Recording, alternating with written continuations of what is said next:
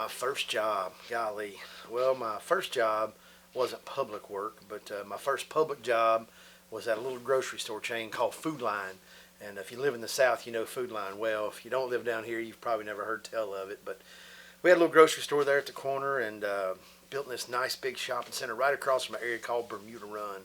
If you've ever been through this part of the world, you know Bermuda Run really well. It's a big gated community. Rich people live there, the whole deal.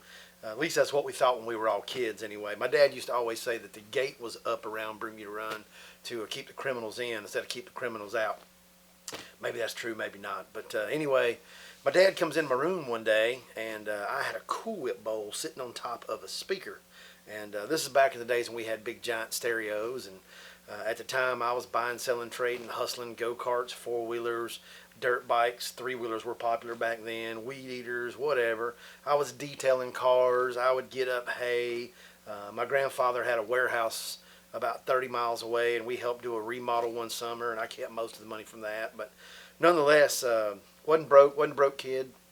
But I had this Cool Whip bowl sitting on top of a speaker. And my dad comes in one Saturday morning and he goes, "Why you got that dirty Cool Whip bowl in there?" And I'm like, "Well, it's a Cool Whip bowl, but it's not a dirty Cool Whip bowl." And he opens it up, and I had about $3,500 cash in that bowl.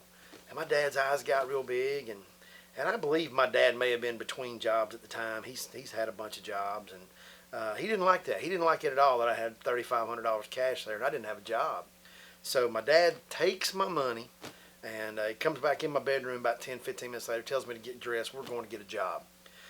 So I don't really understand. I don't want a job. He says, "Well, you're going to get one." So he loads me up in the car, and we head up to the corner and head to Food Line. And he had seen a sign apparently that they were hiring at the Food Line. And a friend of ours, Jim Money, was a store manager. And Jim was tall. I mean, I was a kid then, but I'm not very tall now. He wasn't tall then either.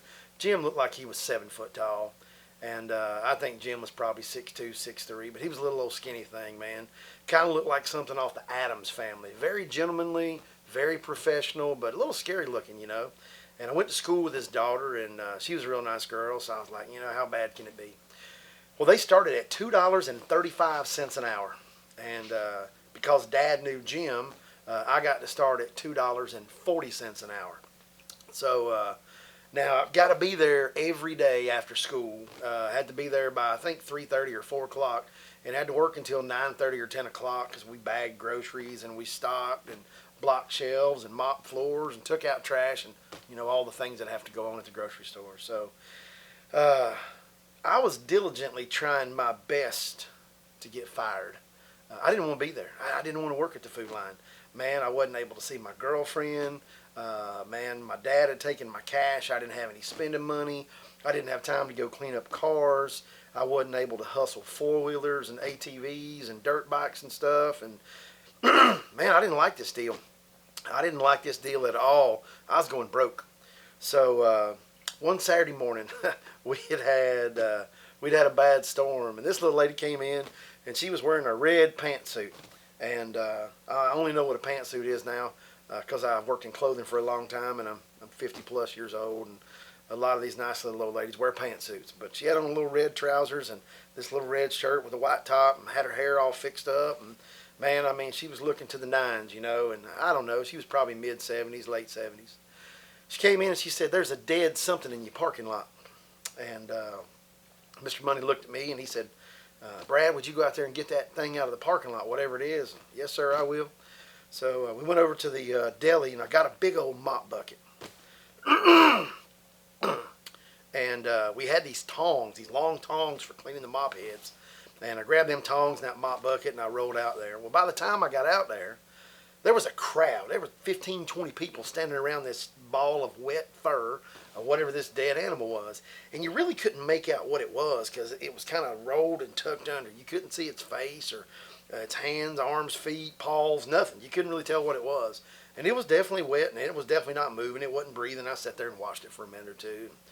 Like I say, there was a pretty good crowd that had gathered around. And I took those tongs and just kind of poked it just to see if it was alive, see if it would move. And man, they scattered. They were like, "Oh my gosh." And man, people falling down in the parking lot, the whole deal, screaming, terrified. So when I did that, I saw what it was, but nobody else did. I took those tongs and I got underneath that thing and I flipped that rascal up. And when I did, its head popped back and its arms came out and water flew off of it. And I'm talking about, it looked like we had a parking lot full of track stars. They scattered like roaches when the light came on. People were running. One lady fell over the hood of a car. 2 old people ran into each other. Some lady's shopping cart got knocked over. It was a calamity. Turned out it was a stuffed monkey. Some little girl had dropped her monkey out of the car the night before. It laid there in the parking lot and got wet. So I realized it belonged to somebody, put it in the bucket, took it inside. We laid it out on the loading dock to let it dry. But it probably wasn't 15, 20 minutes later, and that same little old lady in that red pantsuit came back in. Now her hair was all messed up, her shirt was dirty, pants were dirty, the whole deal. And she was pissed. I mean pissed. So she goes over to the tower, the big cube where the store manager used to sit. And her and Jim are having some conversation. And it appears to be real one-sided. And she's doing a lot of pointing at me and pointing at me. And I just keep on bagging groceries. I think my cashier that day, I don't remember who it was, but anyway, she kept saying, "Are you in trouble?" And I'm like, "I don't think so. I just did what they told me to, you know." So little old lady, she leaves. And I look up at the tower, and Mr. Money, he just gives me the one finger like this. It wasn't even one of these or come over here or page me. Just one finger, just bam. And he's got this look on his face like I've never seen Mr. Money have. So I walk over to the tower, and he says, "We need to go out back and have a cigarette." And I said, "Well, Jim, I don't smoke, you know." And he goes, "Well, you're about to." So we take this walk from the tower out back to the loading dock. And, you know, I'd made that walk a few hundred times before, but this time it just seemed longer, and I don't know why. He didn't speak to me or anything on the way back, didn't look at me, didn't acknowledge me. We get back there to the back, and we go out on the loading dock, and he fires up a cigarette, and he says, "You want to tell me what happened in the parking lot?" I said, "When?" He said, "This morning."